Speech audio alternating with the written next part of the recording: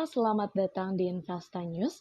Kembali lagi bersama saya Igedias Retnandalas yang akan menemani Anda selama beberapa menit ke depan untuk membahas seputar dunia investasi edisi Jumat 25 Maret 2022.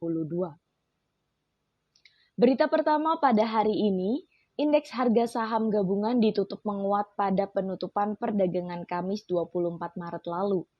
IHSG kembali memecahkan rekor penutupan tertinggi sepanjang masa dengan melaju ke posisi level penutupan 7.049,69 atau naik 0,77% atau 53,57 poin.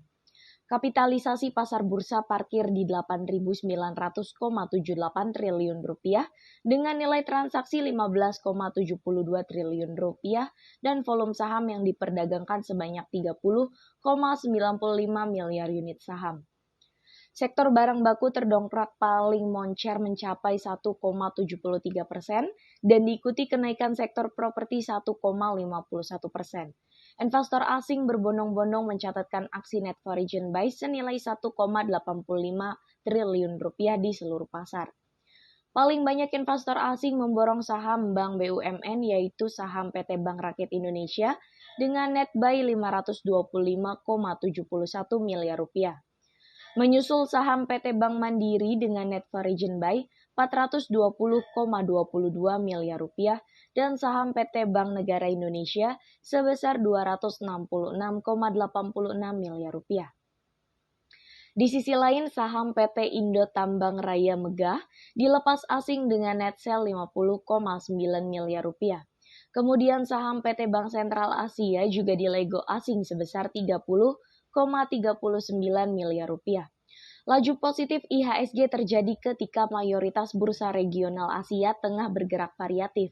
Indeks Straits Times terpantau menguat dengan apresiasi sebesar 0,86%, sedangkan indeks Hang Seng melemah 0,94% dan disusul Shanghai Composite yang juga turun 0,63%.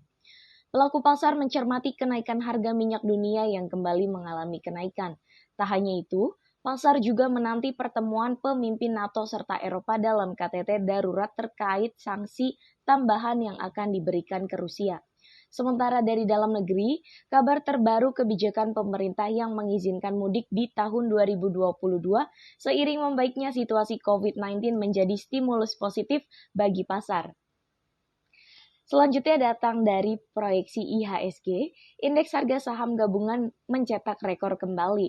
Indeks harga saham gabungan dengan all the time high ditutup di 7.049,68 pada Kamis setelah naik 0,77%.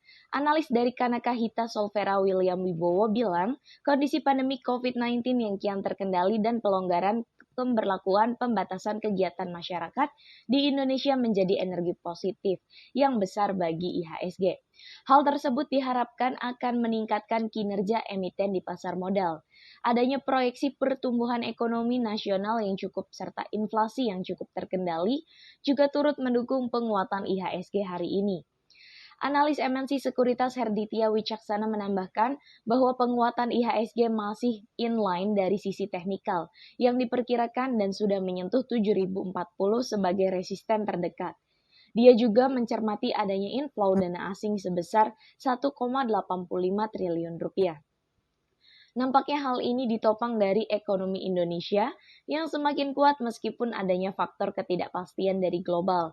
Ditambah kabar positif bahwa mudik lebaran di tahun ini kembali dibuka dengan persyaratan vaksin dan booster. Untuk Jumat, IHSG diperkirakan akan konsolidasi terlebih dahulu. Menurut Herditya, jangka pendek IHSG rawan terkoreksi, menguji support di 7.012 hingga 7.020 terlebih dahulu dengan proyeksi pergerakan di kisaran 6.976 hingga 7.060. Senada analis Pintraco Sekuritas Valdi Kurniawan melihat pasar rawan aksi ambil untung hari ini. Akan tetapi kecenderungan capital inflow ke pasar modal Indonesia diperkirakan mampu menjaga IHSG di atas level psikologis 7.000 di akhir pekan ini. Demikian halnya William memproyeksikan IHSG berpeluang terkoreksi mengingat kenaikannya sudah cukup tinggi. Indikator stokastik mengindikasikan IHSG sudah berada di zona jenuh beli. Walaupun demikian, IHSG masih memiliki potensi overshoot hingga ke area 7.100. Pergerakan harga komoditas serta respon kebijakan pemerintah terhadap ketidakstabilan kondisi ekonomi dapat mempengaruhi pergerakan IHSG pada akhir pekan ini.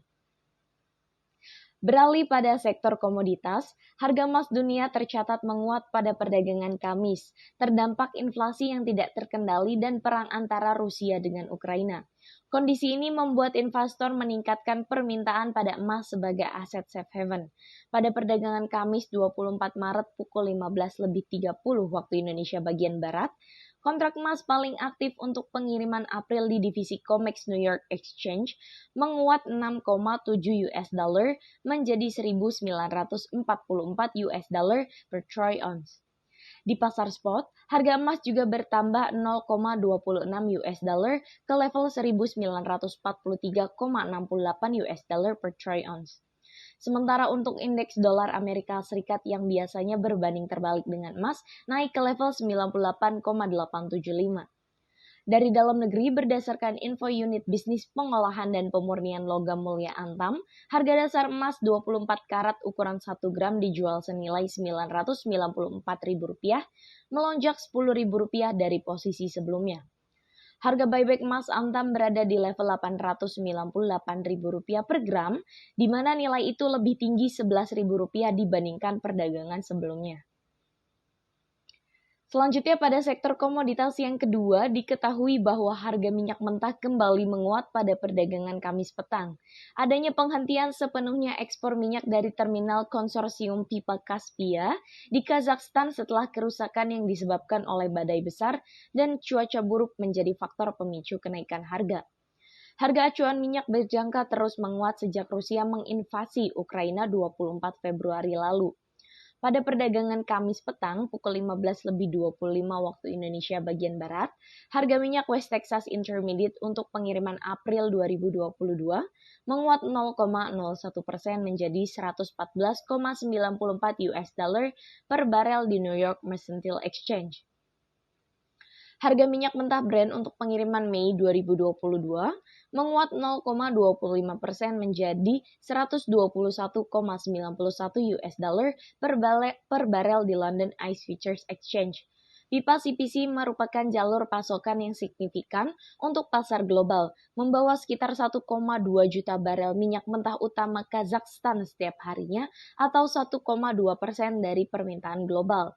Situasi tersebut menambah kekhawatiran pasar tentang dampak sanksi dari negara-negara barat terhadap Rusia. Amerika Serikat dan Kanada telah melakukan embargo minyak Rusia. Inggris mengurangi minyak Rusia, namun hingga saat ini negara-negara Uni Eropa belum satu kata tentang embargo minyak Rusia. Lantaran beberapa negara masih sangat bergantung pada minyak Rusia.